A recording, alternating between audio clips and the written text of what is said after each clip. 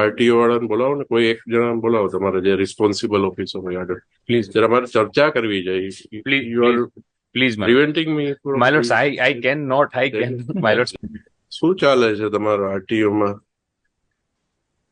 તમારે transfer vehicle કરવા આવે, કેટલા ટાઈમે તમે ટ્રાન્સફર કરો છો વ્હીકલ? ઓનરશિપ ઓનલાઈન કરે કોઈ એપ્લિકેશન? 6 મહિના સુધી તમે ટ્રાન્સફર નથી કરતા? ભાઈ, તમને ખબર છે મોટર વ્હીકલ એક્ટમાં પ્રોવિઝન શું છે?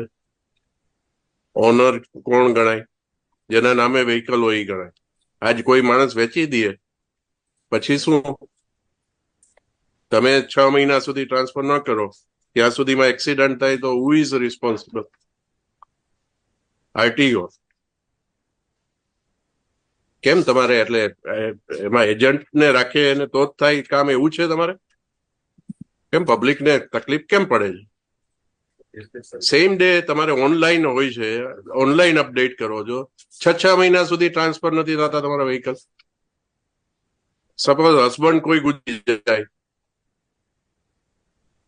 અને એના સન એમ કે મારા નામે ટ્રાન્સફર કરી દો વ્હીકલ, તો તમે શું ઇન્સિસ્ટ કરો છો કે વાઇફના નામે થશે, સનના નામે નહીં થાય? ક્યાંથી આ રૂલ કાઢો છો તમે? પબ્લિકને હેરાન કરવાના, હેરાન થાય એટલે એજન્ટને પકડે, એજન્ટ તમને કઈ લાભ કરી આપે પછી જ તમે કરો છો. બધું કહેવાનું જ ઓનલાઈન છે.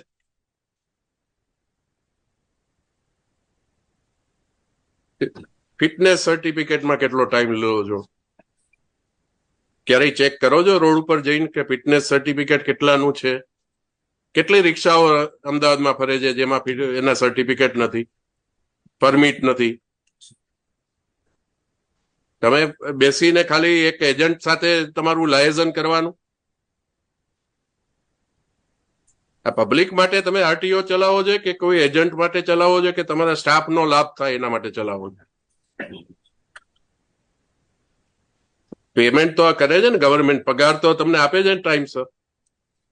કેમ માણસોને મુશ્કેલી પડે? ઓનલાઈન થાય તો સેમ ડે થવું જોઈએ. તમે એક પણ વસ્તુ મને જસ્ટિફાઈ કરો કે કઈ વસ્તુ તમે સેમ ડે કરો છો? લાયસન્સ ટ્રાન્સફર કરવાનું હોય કે લાયસન્સ રિન્યુ કરાવવાનું હોય તો એ 15 દિવસ, મહિના દિવસ સુધી તમારે ત્યાં પડી રહી. શા માટે? સ્ટાફ નથી. એક આ તમારો સર્વર ધીમું છે, સ્ટાફ નથી. સર્વર ધીમું છે, સ્ટાફ નથી. અને જો એજન્ટને પકડો અને કરો તો સવારે આપ્યું હોય સાંજે થઈ જાય. ત્યારે તમારા બધા ક્રાઇટેરિયા જુદા થઈ જાય.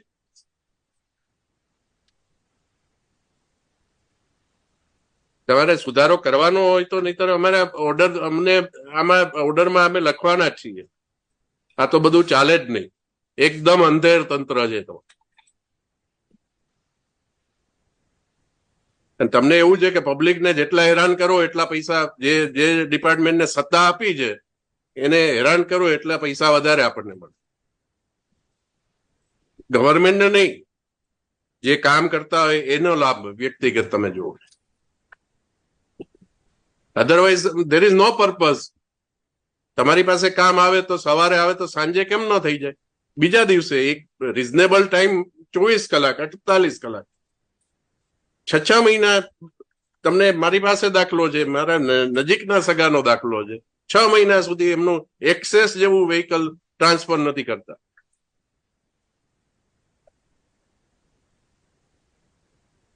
કઈક ગમે એવી ઇન્કવાયરી ઉભી કરશો કે પાન કાર્ડ નથી આપ્યું, આધાર કાર્ડ, તો તમે જયારે એક્સેપ્ટ કરો છો ત્યારે નથી ખબર પડતી?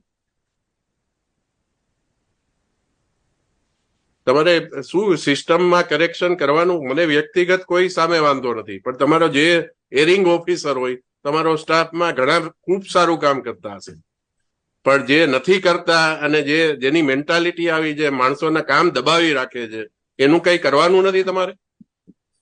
તમે તમે શું છો? તમારી પોઝિશન શું છે? આરટીઓ. તમારે ડ્રાઇવિંગ એટલી બૂમ છે કે તમારા ડ્રાઇવિંગ ઓલા પેલા ટ્રેક ટેસ્ટ છે એ બરોબર નથી કામ કરતા, તમારા લાયસન્સ ટાઈમસર નથી આવતા, માણસને પરમિટ નથી તમે ઈ ચેક કરતા. અત્યારે તમે રિક્ષાઓ જોવો છો શહેરમાં કેમ ફરે છે?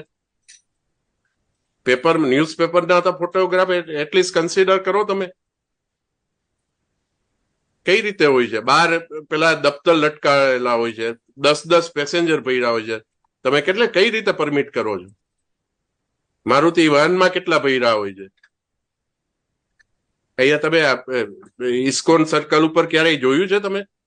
તો પોલીસ ડિપાર્ટમેન્ટ નું તો હવે મને કઈ કહેવા જેવું જ નથી રહ્યું.